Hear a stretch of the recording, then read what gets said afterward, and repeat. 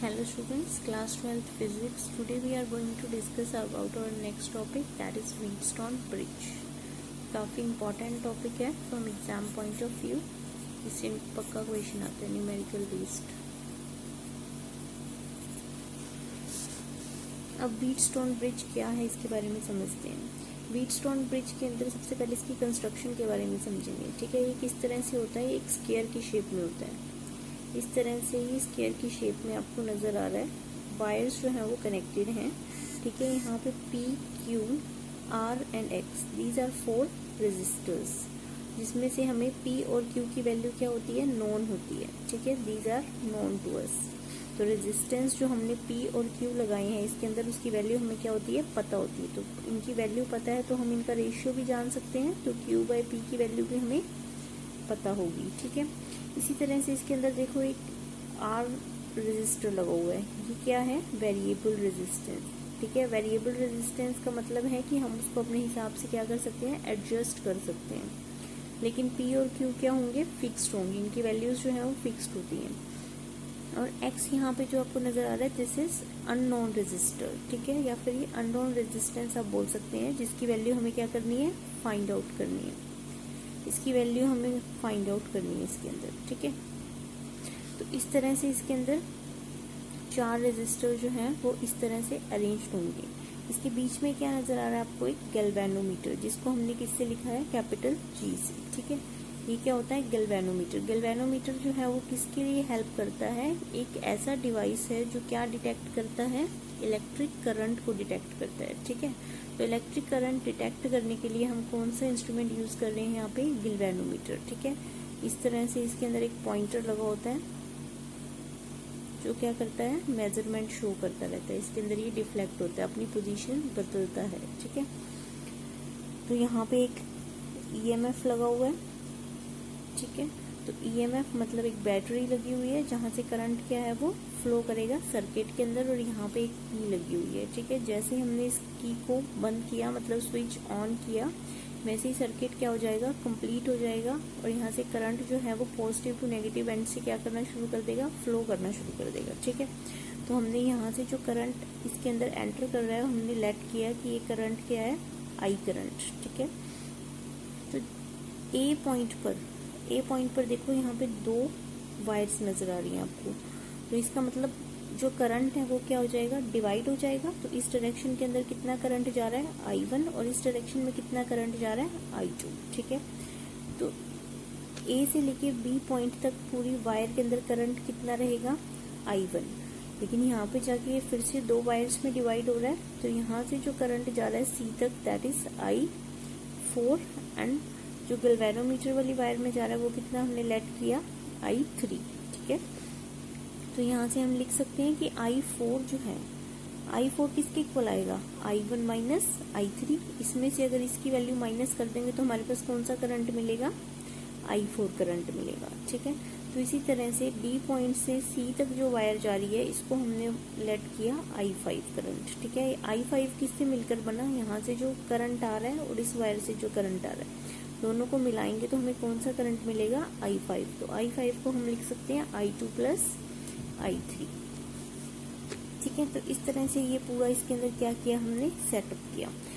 अब इसके अंदर एक बहुत इंपॉर्टेंट कंडीशन हमें लेनी होती है. ठीक है, ये वेरिएबल रेजिस्टेंस इसीलिए काम आता है. वेरिएबल रेजिस्टेंस को हम तब तक वेरी करेंगे जब तक हमें जो गैल्वेनोमीटर है उसके अंदर कोई भी डिफ्लेक्शन नजर नहीं आएगी. डिफ्लेक्शन नजर नहीं आएगी मतलब कि वो एक जगह पे फिक्स हो गया है. फिक्स होने का मतलब क्या हो गया, उसके अंदर से करंट जो है वो पास नहीं हो रहा है. इसका क्या मतलब है कि उसमें से करंट पास नहीं हो रहा है. तो इसी कंडीशन को हम क्या बोलते हैं, balanced condition of Wheatstone bridge. ठीक है, बैलेंस्ड कंडीशन अगर आपसे पूछा जाए व्हीटस्टोन ब्रिज की क्या होती है, ऐसी कंडीशन जिसके अंदर गैल्वेनोमीटर के अंदर कोई भी डिफ्लेक्शन शो नहीं होगी. अगर इसमें से कोई भी डिफ्लेक्शन शो नहीं होगी, इट मीन्स वहां से करंट पास नहीं कर रहा है. तो इस वायर में कौन सा करंट जा रहा था, I3. तो I3 की वैल्यू क्या हो जाएगी, 0. अगर I3 की वैल्यू 0 होगी तो I4 के अंदर देखो ये 0 हो जाएगा. तो I4 is equals to I1. Similarly I5 is equals to I2। ठीक है, तो यहाँ से हमारे पास एक नई इक्वेशन बनी कि I4 करंट जो है वो I1 के इक्वल हो जाएगा, I5 करंट जो है वो I2 के इक्वल हो जाएगा when there is no current flowing in this direction. अब हम बात करते हैं पोटेंशियल डिफरेंस की। ठीक है, तो अगर हम ए और बी पॉइंट की दो टर्मिनल्स हैं हमारे पास, ए और बी। ठीक है, इनके बीच में हमें क्या फाइंड आउट करना है, पोटेंशियल डिफरेंस। तो पोटेंशियल डिफरेंस को हम किस तरह से लिखते हैं, वी ए बी जो है वो किसके इक्वल आएगा, V A minus V B. हम इस तरह से इसको लिख सकते हैं, ए पॉइंट पे जो पोटेंशियल है माइनस बी पॉइंट पे। ठीक है, तो V A minus V B, तो ये किसके इक्वल होगा, जो इसमें से करंट पास कर रहा है इस वायर में से और उसके रेजिस्टेंस का मल्टीप्लिकेशन। ठीक है, तो दोनों इसके क्या आ जाएंगे, इक्वल आ जाएंगे। तो यहाँ से वी ए बी जो है वो किसके इक्वल आ गया, I1 बी के इक्वल। ठीक है, सिमिलरली अगर हम BC वायर को देखें, BC वायर देखेंगे तो B D minus V C is equals to I1 into Q. यहाँ पे I4 जो है वो I1 के इक्वल है, इसलिए यहाँ पे मैंने डायरेक्टली लिख दिया I1 इंटू क्यू। ठीक है, this is equation number second. Similarly VA minus VD is equals to I2 into R, this is equation number third. VG minus VC is equals to I2 into X। Why, because I5 is equals to I2, इसलिए हमने यहाँ पे इसको लिखा I2। So this is our equation number 4। तो हमने इस तरह से 4 इक्वेशंस बनाई।